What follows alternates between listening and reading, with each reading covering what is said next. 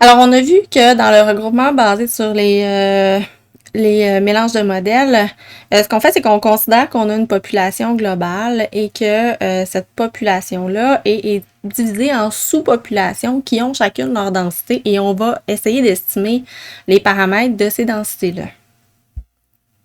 Alors, dans cette capsule, on va voir comment on fait pour utiliser l'algorithme M pour faire ça, mais spécifiquement dans le contexte des mélanges de Gaussienne. Alors, je vous invite à aller lire la section 8.5.1 de Elements of Statistical Learning. Dans le livre, on décrit de façon plus détaillée cet algorithme-là. Donc, la capsule est là davantage pour vous aider à comprendre l'algorithme, mais vraiment, le détail est dans le livre. Alors, je vous rappelle le problème qu'on avait. On veut trouver des paramètres qui maximisent une vraisemblance, donc une log vraisemblance ici, mais on se retrouve avec le log d'une somme qui est embêtant à dériver, poser à zéro et tout. Et on se retrouve aussi avec un PI, une probabilité d'appartenir à un groupe, une proportion des observations dans chaque groupe qu'on connaît pas d'avance, mais qui est nécessaire pour qu'on puisse maximiser la vraisemblance quand même. Donc, on a comme deux problèmes. Et l'algorithme M va nous aider à régler ce problème-là en procédant par étapes. Donc, l'algorithme M, c'est une approche générale qui est utilisée depuis très longtemps. Depuis l'algorithme a été publié dans les années 70. C'est utilisé dans toutes sortes de modèles en apprentissage machine, même en intelligence, dans des modèles un petit peu plus avancés en intelligence artificielle.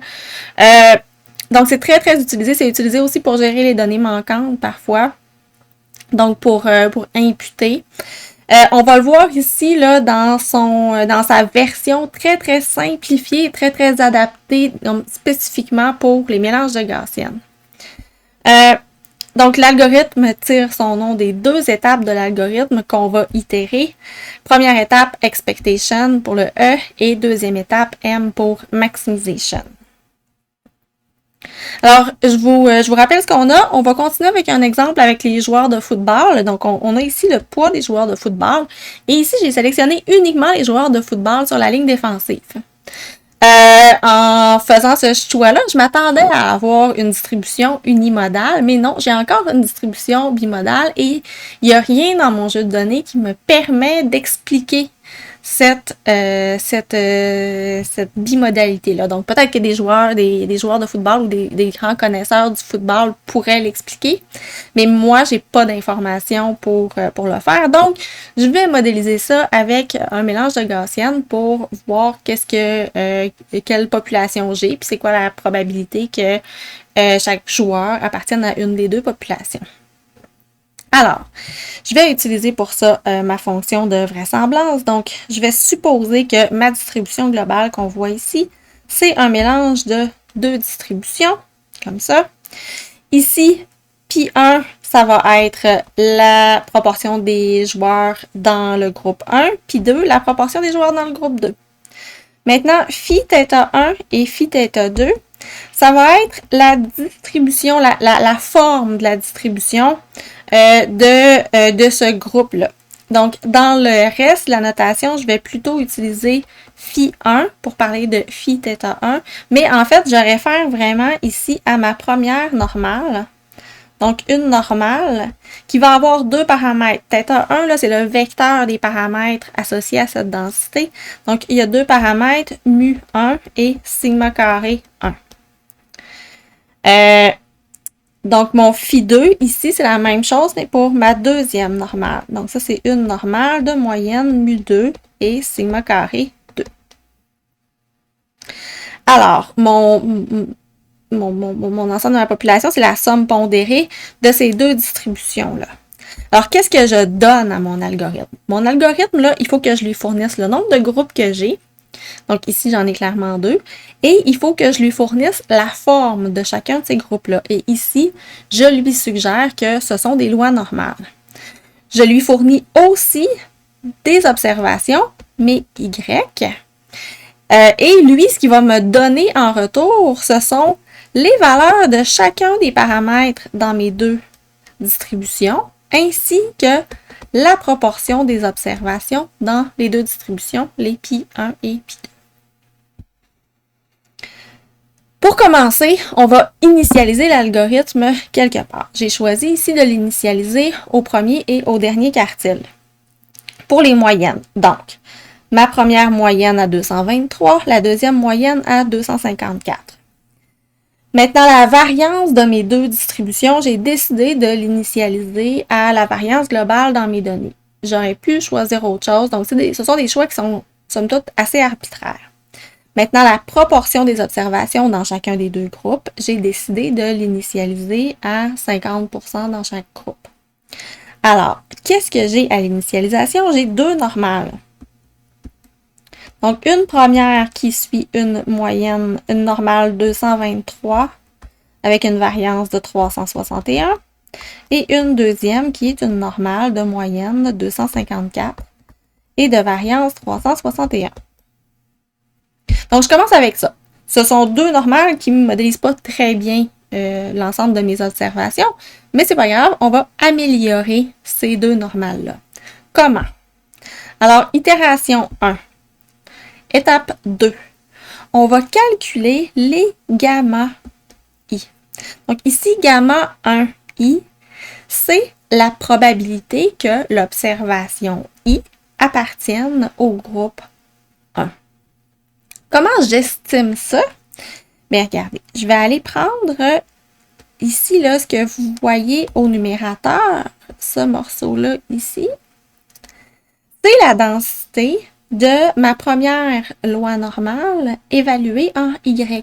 Donc, si ma valeur de YI, par exemple, c'est 225, ici, bien, la valeur là, de cette partie-là de l'équation, ça va correspondre à ce point-là ici.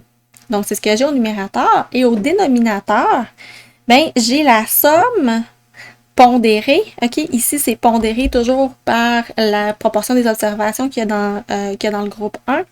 Et au dénominateur, bien, j'ai la somme pondérée des densités pour les deux distributions. Donc, au dénominateur, j'ai cette valeur-là, encore ici, toujours pondérée, plus cette valeur-là ici. Toujours pondérée par le poids de la deuxième distribution. Donc ça me donne une estimation de c'est quoi les chances que l'observation en 225, par exemple, l'observation YI est égale à 225, appartienne au groupe 1. Je vais faire la même chose pour calculer la probabilité qu'elle appartienne au groupe 2. Mais dans ce cas-là, c'est tout simplement 1 moins la probabilité qu'elle appartienne au groupe 1. J'aurais aussi pu utiliser cette formule-là, évidemment. Alors, j'ai calculé une probabilité que chaque observation appartienne à chacun des groupes. Maintenant, ce que je vais faire, c'est que je vais reprendre mes estimateurs du maximum de vraisemblance de mes lois normales. OK? Donc, ici, il y a une petite... OK, donc, pour ma première distribution, OK? Ce que je vais faire, c'est que je vais recalculer sa moyenne et sa variance. Donc, ici, là, vous reconnaissez la formule d'une moyenne, mais d'une moyenne qui est pondérée. Donc, pour le groupe 1, je vais pondérer ma moyenne par mes gamma i que j'ai calculé à l'étape précédente, donc la probabilité que l'observation appartienne au groupe 1. Donc, en faisant cette moyenne pondérée-là, j'obtiens une nouvelle moyenne de 227. Puis, je vais faire la même chose avec une variance. Avec ma variance, donc ça va être comme une variance pondérée par la probabilité que l'observation appartienne à mon groupe 1. Puis, je vais faire la même chose pour le groupe 2. Alors, ce que j'obtiens à la fin de ça, ce sont deux nouvelles distributions. Alors, ma distribution en orange, c'est devenu une normale de moyenne 227 et de variance 243. Ma deuxième normale, c'est devenu une normale de moyenne 250 et de variance 219. À partir de ça, je vais réestimer les poids de mes deux distributions. Et ici, j'obtiens encore une proportion de 0,5 dans chacune des deux distributions. C'est un hasard. Okay? En général, ça va varier plus que ça d'une itération à l'autre. Mais ici, je reste à 50% dans chacun des deux groupes. Alors, on a déjà là, deux distributions qui ressemblent un petit peu plus. qui modélisent un petit peu mieux, qui ont une meilleure adéquation avec nos données. On va essayer de l'améliorer encore. Qu'est-ce qu'on va faire? On va recalculer les probabilités que mes observations, ici je pourrais mettre gamma 1, on va recalculer la probabilité que gamma 1 appartienne au groupe, que gamma I appartienne au groupe 1 et qu'il appartienne au groupe 2. Donc on va recalculer ces poids-là, ces proportions, ces probabilités-là, et on va refaire l'étape de maximisation. Donc on va recalculer les estimateurs du maximum de vraisemblance, de la moyenne et de la variance pour avec les nouveaux poids. Donc ici, là, les gamma 1i, c'est ceux que je viens de recalculer précédemment. Donc on recalcule ça et on va obtenir encore une fois une nouvelle distribution. Ici, on va obtenir une normale 226, 226.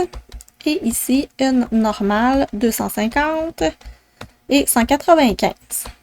Alors, à partir de là, on peut encore une fois recalculer les proportions et encore une fois, ça ne change pas, mais je le répète, c'est complètement un hasard. Alors, on va poursuivre comme ça jusqu'à ce que les moyennes et les variances et les proportions cessent de changer, ou du moins jusqu'à ce que le changement soit devenu négligeable. Donc ça, c'est un élément qu'on va devoir fixer dans notre algorithme. On va dire à partir d'un changement en dessous de telle valeur, on arrête notre algorithme et on considère que les changements subséquents sont négligeables. Alors, rendu à l'itération 12, qu'est-ce que ça nous donne? Bien, ça nous donne ces deux distributions qui, vous le remarquez, ont vraiment une meilleure adéquation avec mon jeu de données initial. Alors, je me retrouve à l'itération 12 avec ici une normale de moyenne 222 et de variance 104 et une autre normale ici de moyenne 254 et de variance 86. Ici, vous remarquez là, que je retombe sur la valeur à laquelle j'avais initialisé mes paramètres. C'est un hasard. C'est complètement un hasard. Donc, la moyenne, elle s'est déplacée un peu. Elle a baissé un peu, puis elle a réaugmenté. Donc, c'est ça, l'algorithme s'est promené un peu. Il a cherché les meilleures valeurs, mais il est revenu à la valeur initiale complètement par hasard. Les proportions dans mes deux groupes sont restées à 50%. Encore une fois, c'est un hasard.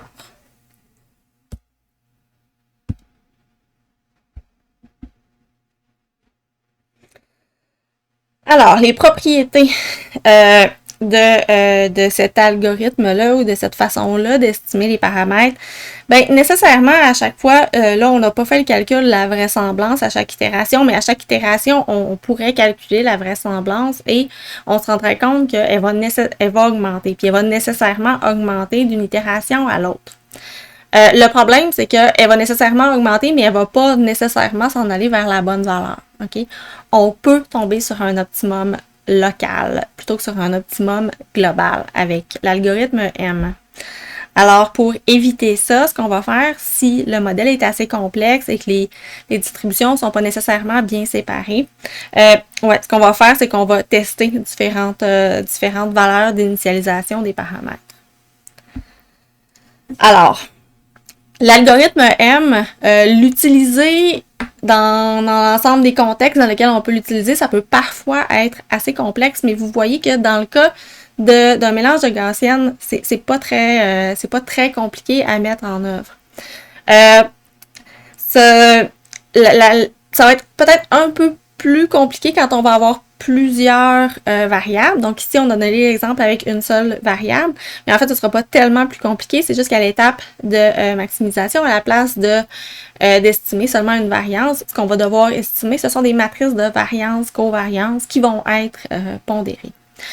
Alors, ça complexifie un petit peu le problème, mais quand même pas tant que ça. C'est que c'est un algorithme qui s'utilise très bien et très facilement dans le cas d'un mélange de gaussienne.